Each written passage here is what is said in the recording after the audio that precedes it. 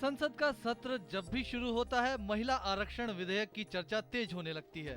आरोप प्रत्यारोप, दावों प्रतिदावों के बीच ये मुद्दा राष्ट्रीय सुर्खियों में आ जाता है और आखिरकार होता यही है कि संसद के सत्र का समापन होते होते इसकी चर्चा भी धुंधली पड़ने लगती है।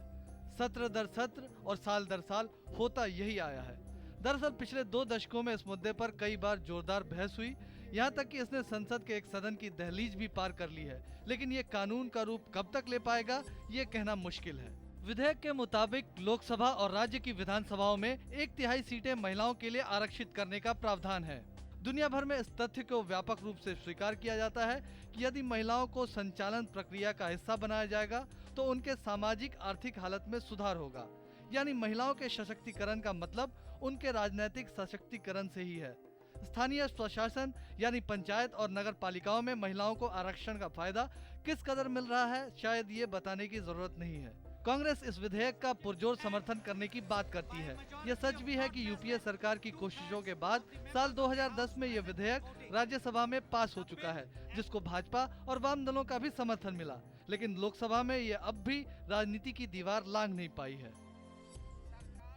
दरअसल कुछ क्षेत्रीय दल इस विधेयक का लगातार विरोध कर रहे हैं। उनका कहना है कि वो विधेयक का समर्थन तभी करेंगे जब इसमें पिछड़े वर्ग की महिलाओं के लिए आरक्षण का कोटा होगा। कुछ तो ये भी मानते हैं कि ये विधेयक क्षेत्रीय दलों को खत्म करने की साजिश है। आजादी के 65 वर्षों बाद भी आधी आबादी को अपना राजनीतिक हक नहीं मिला है। आजादी के बाद से अब तक संसद में महिलाओं का प्रतिनिधित्व 7 से 11% के बीच ही रहा है। यानी दुनिया के सबसे बड़े लोकतंत्र के सबसे बड़े मंदिर में आधी आबादी अब भी अपने हक से महरूम है। इस विधेयक को पास कराने की जो शर्तें सामने आती हैं, वो असलियत में अब महिलाओं को छलावा लगने लगी है। कहीं न कहीं ये भी दिखता है कि दलों की राजनीतिक इच्छा शक्ति और प्रतिबद्धता में कमी है। संसद और राज्य विधानसभाओं में लैंगिक समानता अब भी दूर का सपना है।